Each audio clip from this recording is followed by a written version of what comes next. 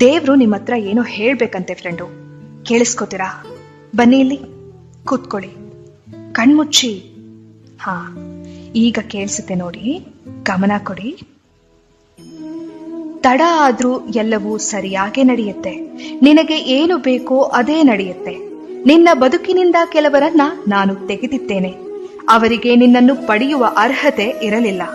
ನಿನ್ನ ಪ್ರಾರ್ಥನೆ ನಾ ಕೇಳಿದ್ದೇನೆ, ಹಾಗೆಯೇ ಅವರಾಡಿದ ಮಾತುಗಳನ್ನು ಕೇಳಿದ್ದೇನೆ. ನೀ ಕೇಳಿಸಿಕೊಳ್ಳದೇ ಇರುವ ಸತ್ಯಗಳು ನನಗೆ ಕೇಳಿಸಿದೆ.